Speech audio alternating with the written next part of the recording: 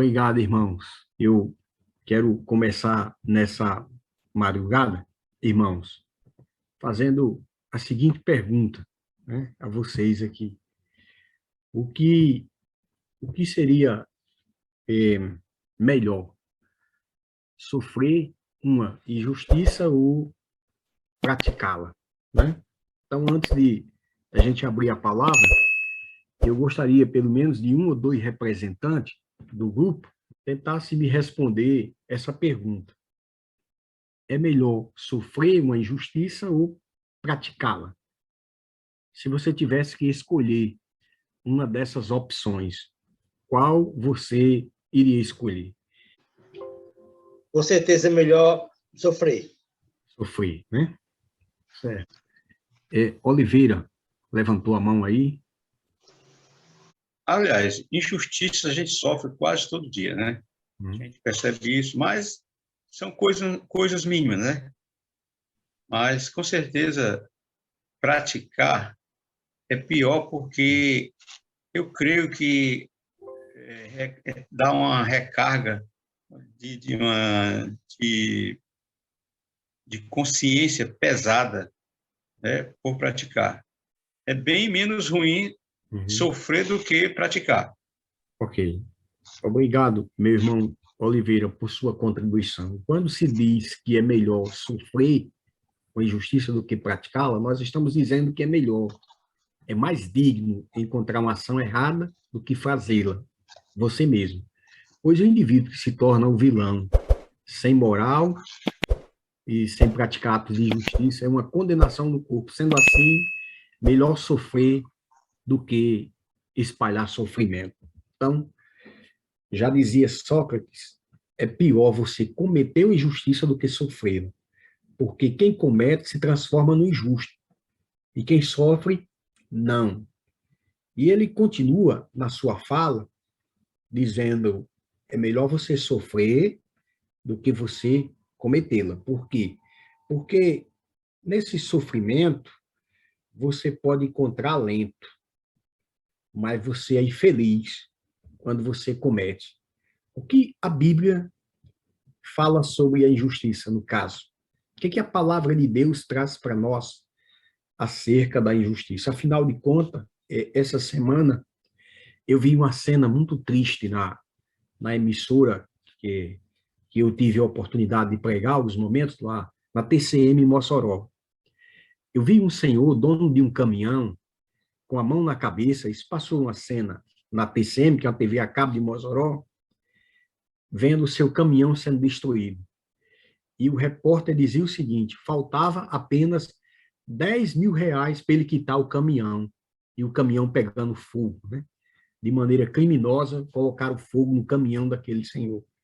Imagine quanto sofrimento ele teve para fazer aquele empréstimo e comprar aquela ferramenta de trabalho. E agora ele veio pegando fogo. Então Deus, ele proíbe, meus irmãos, toda injustiça de qualquer tipo. Em Deuteronômio, no capítulo 16, no verso 19, nós podemos perceber as seguintes palavras: não torcerás a justiça, não farás acepções de pessoas, nem tomarás suborno, porquanto o suborno cega os olhos dos justos e subverte a causa do justo. Isso aqui parece que a Bíblia estava sendo, de maneira assim, específica para o país que nós estamos vivendo, né? Uma situação que é galopante, a situação da injustiça. Quando você lê Salmo 5, verso 4 e 5, diz que Deus, tu não és um Deus que tenha prazer na injustiça. Contigo o mal não poderá habitar, diz no Salmo 5, verso 4 e versículo 5. Então, irmãos, algumas vezes nós somos tentados, diante de ver galopar esse mal, nós somos tentados, às vezes, a agir com justiça própria, né? Nós somos tentados, às vezes, procurar ser um justiceiro. E quando a gente atenta para esse sentimento, para essa violenta emoção, nós precisamos rever Porque o Senhor Jesus Cristo, ele nos adverte, quando nas bem-aventuranças ele diz, bem-aventurados misericordiosos, porque alcançarão a misericórdia. Então, a justiça divina, ela vem com a misericórdia. Nós percebemos em Provérbios, se você abrir a sua Bíblia, por gentileza, em Provérbios, no capítulo 15 e no verso 3, diz que os olhos do Eterno, os olhos do Senhor, estão em todos os lugares, contemplando os maus e os bons. Nós chegamos, então, à questão do dilema do sofrimento humano. O sofrimento humano, ele é tão antigo quanto a nossa raça. Na medida em que Adão e Eva, o santo casal, eles deram lugar ao mal, eles fizeram a opção de trazer sobre si as consequências daquela ação. E muitas vezes, irmãos, nós somos injustiçados, não é? Mas aquele que é injustiçado, ele não tem a pior situação do que aquele que comete a injustiça. E aí, num diálogo, uma certa vez, Sócrates, um dos seus seguidores, Sócrates dizia o seguinte: na verdade, cometer a injustiça é o segundo pior mal. Cometê-la é o segundo pior mal, porque o primeiro deles é quando você se torna prisioneiro do mal. Porque quem comete a injustiça está preso. E aí Sócrates, ele faz uma comparação, por exemplo, de dois pacientes. Um que está sofrendo e que encontra a cura, e outro que não encontra a cura e que permanece no sofrimento. Então, quando a gente começa a praticar ações de injustiça, a gente entra numa situação de perder a sensibilidade. Isso é perigoso, porque a Bíblia diz que o pecado imperdoável é cometido contra a pessoa do Espírito Santo. Quando a gente vai perdendo essa sensibilidade, quando a dor do meu próximo não me atinge. Então, Dileno, se a sua dor, se o seu sofrimento não me incomoda, quem precisa de cura não é você, mas sou eu. Quem precisa realmente ser alcançado sou eu. E nós precisamos, irmãos, ter muito cuidado para que a gente não haja de maneira assim reativa, muito forte, e nós somos tentados muitas das vezes a combater o mal com o mal, a você usar do mesmo artifício. Então, o Senhor nos ensina aqui que o mal tem que ser combatido com o bem. E aqui nós entramos no maior de todos os sermãos, que é o sermão das bem-aventuranças.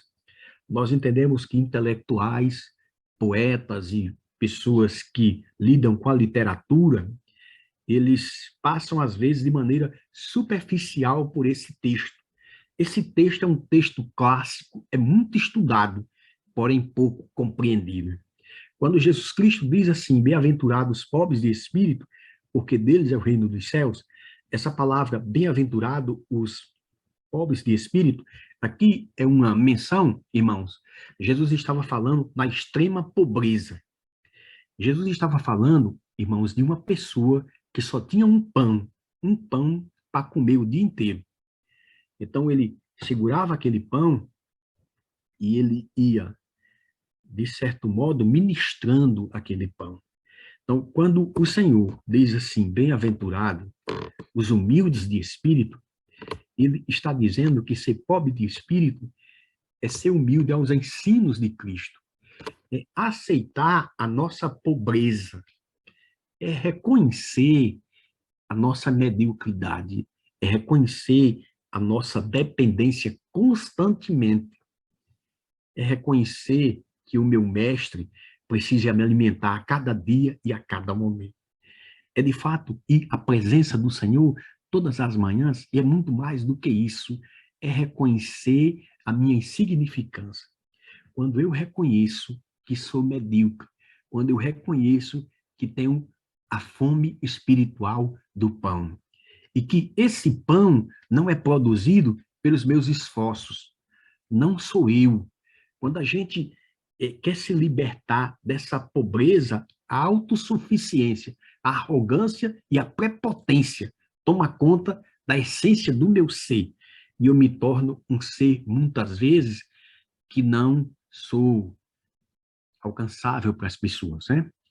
Um dos pedidos de orações que a irmã fez foi acerca de uma conduta comportamental inapropriada de uma pessoa, revestida de uma santidade, e essa santidade, em vez de atrair as pessoas, ela afasta, não é?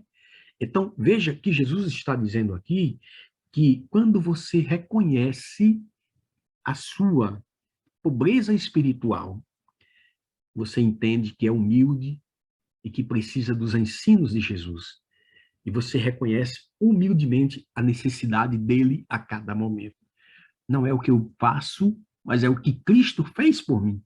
Então, a minha atitude de ser, por exemplo, de mudar o estilo de vida, a minha atitude de dizer assim, olha, eu quero uma dieta saudável, é porque o meu corpo é o santuário do Espírito Santo.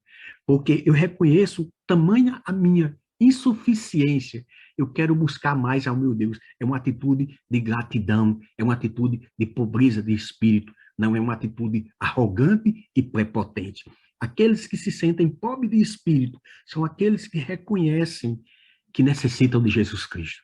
Necessitam de Jesus Cristo para comer, necessitam de Jesus Cristo para trabalhar, necessitam de Jesus Cristo na sua comunhão, necessita constantemente dessa chama da verdade que vem alimentar o seu coração. E aí Jesus Cristo diz que o que me alimenta não são as injustiças, mas é o pão do céu. Então, se eu estou sofrendo, se eu estou sendo oprimido, o meu Deus vai me dar cura. O meu Deus vai me dar um bálsamo para me suportar. E eu não vou vencer o mal com o mal, mas eu vou vencer com o bem.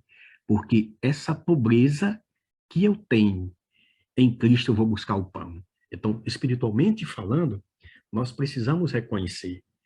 E quando o Senhor diz assim, na sua segunda bem-aventurança, Mateus capítulo 5, viu, irmãos? Mateus capítulo 5. Quando Jesus Cristo diz assim, bem-aventurados que choram, porque eles serão consolados. O choro, ele reporta as nossas emoções, mas nem sempre a gente chora porque a gente está arrependido. Eu, por exemplo, eu criei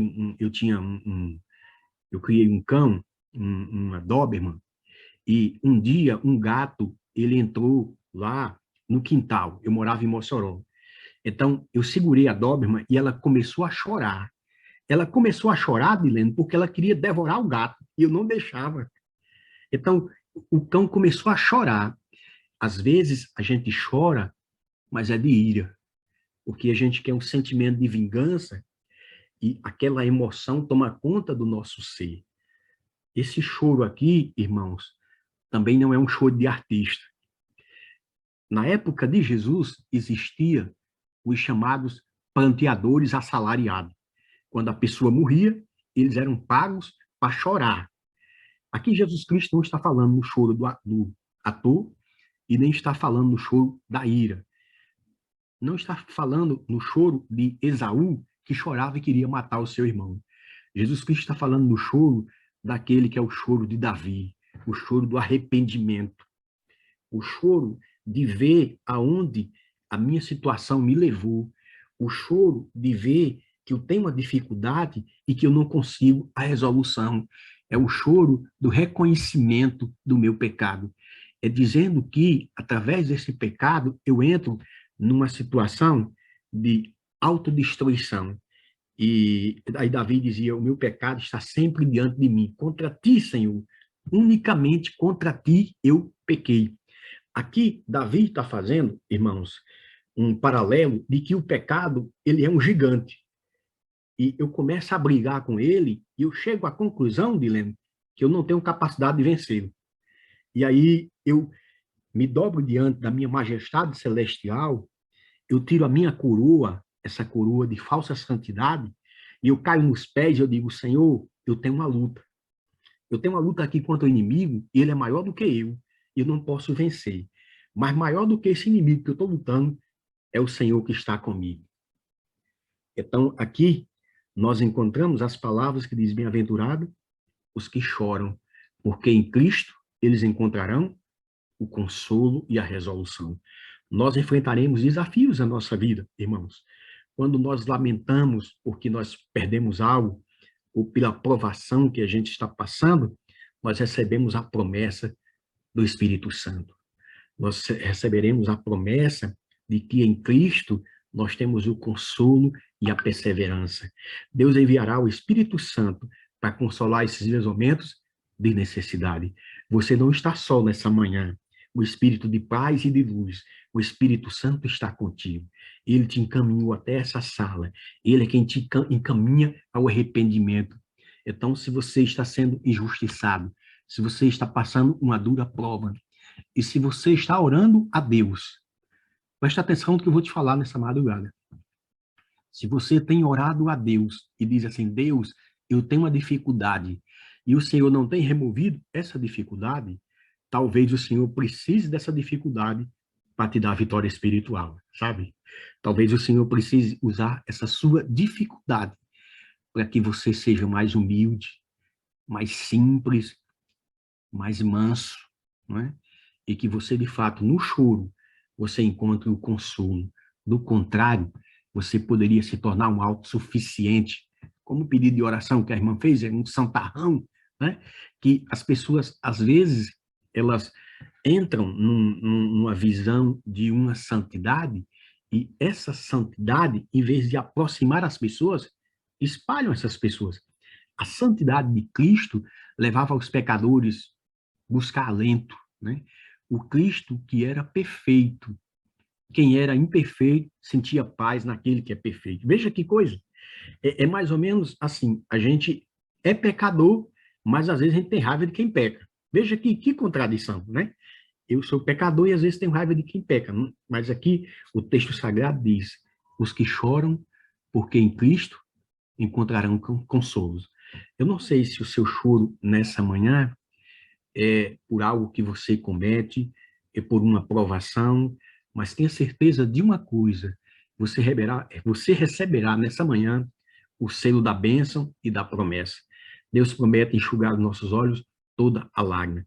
Deus enviará o Espírito Santo para nos dar consolo em momentos de necessidades, mas para isso é preciso abrir o coração a Deus.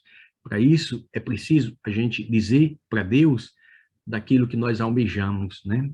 Porque, às vezes, irmãos, pleitear em causa própria é muito fácil. Às vezes, buscar, não é? A nossa causa própria é muito fácil. Mas, às vezes, se compadecer da necessidade de um outro, às vezes não é tão simples. E aí, Jesus continua no seu discurso, falando para mim e para você daquilo que a gente não tem, que é a mansidão.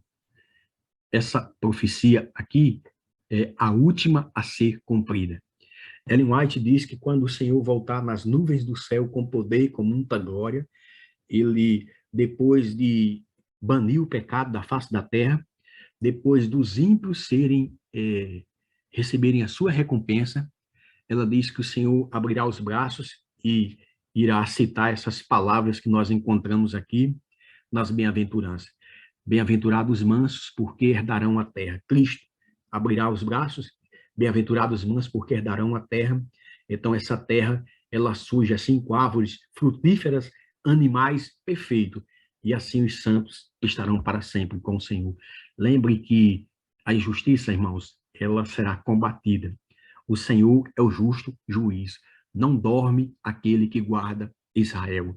Então, eu sei que muitas vezes nós somos injustiçados, pagamos impostos altíssimos, temos o suborno, aqueles que deveriam prezar pela lei, às vezes sequestram, nós somos refém muitas vezes de uma situação, porém Deus nos exorta aqui nessa manhã para a gente buscar a mansidão. Ser manso é ser gentil, é ser bondoso, é ser paciente, é ser tolerante, até com aquelas pessoas que nós temos convívio, né? É não ser orgulhoso, é não se sentir superior, ou o autossuficiente ou ser convencido, o Salvador, ele demonstrou na sua mansidão, está disposto a submeter à vontade de Deus. No momento de extrema agonia, ele disse, não faça a minha vontade, mas sim a tua vontade. Então, na mansidão, o que me fortalece não é o senso de revanchismo, não é o revidar, não é falar assim, não, o Dilene me bateu, agora chegou a vez de eu bater nele, né?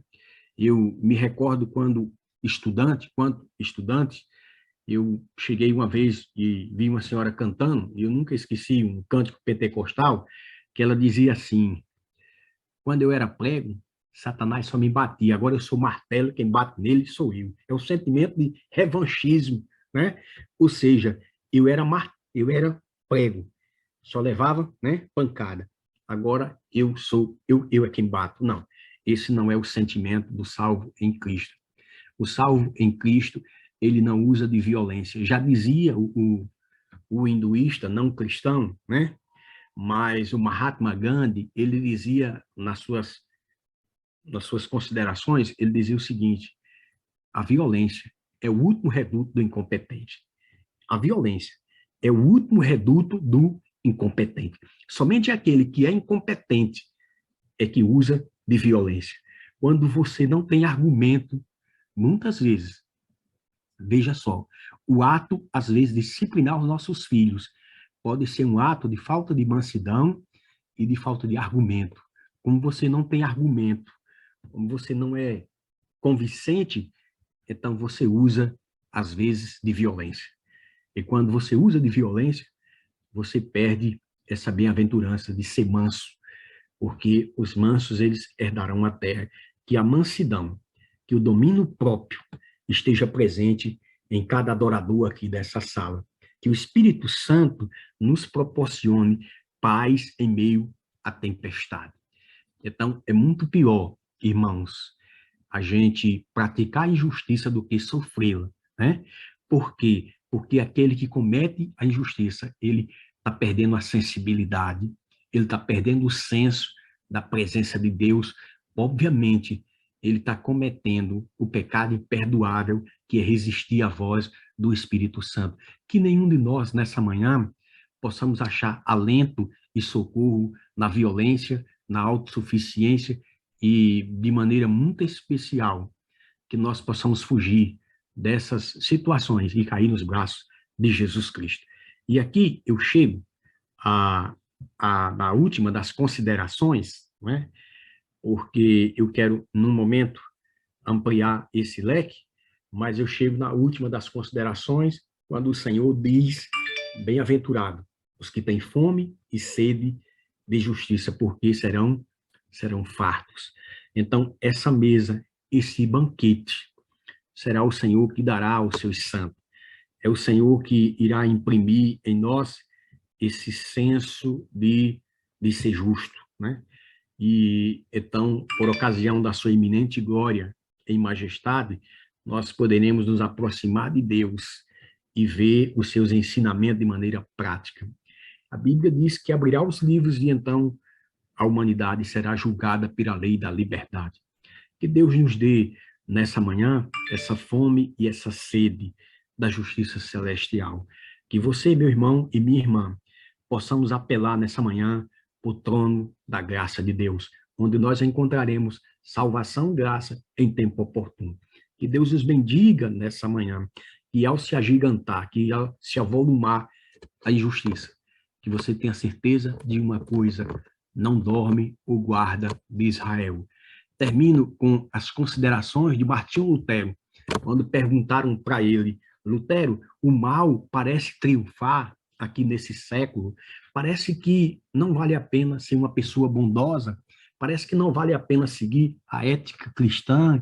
Aparentemente, Lutero, o mal parece vencer. Você está defendendo aquilo que é sagrado e você está sendo perseguido. O que você diz disso, Lutero, da justiça divina? O que você diz, então, de ver o mal triunfar?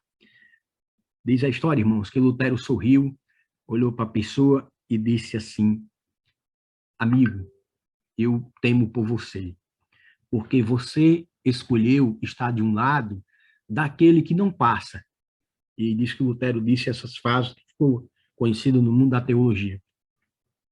Lutero olhou para aquele que estava indagando a justiça divina, olhou para aquele que estava questionando se há um Deus santo, justo e bom. Lutero disse assim, olha, deixa eu falar para você uma coisa. O mal, eu vou comparar para você ver a insignificância e como não vale a pena defender o mal.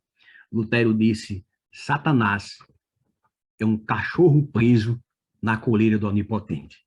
Ele não passa de um cachorro preso na coleira do Onipotente. Na cabine do universo, o Senhor tem o controle de todas as coisas. Então, na cabine do universo, Deus está vendo, irmãos.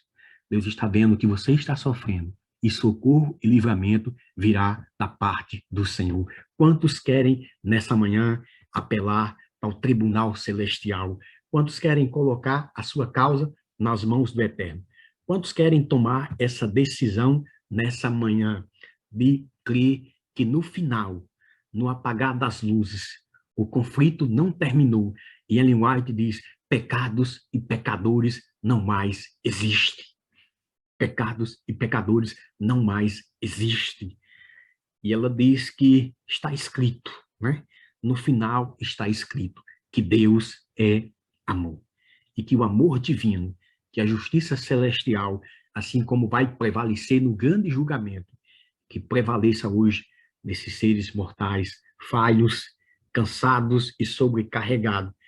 Eu quero, nessa manhã, lançar sobre ele toda a minha ansiedade, porque o Senhor tem cuidado de cada um de nós. Você quer tomar essa decisão comigo? Levante a sua mão e vamos então apelar para o trono da graça de Deus. Eu quero louvar a Deus pelas minhas ovelhas aqui presentes, por Belém estar entrando aqui nessa sala, né? Agora nós temos Terra Firme 3, Terra Firme 2, Terra Firme 1, e assim sucessivamente.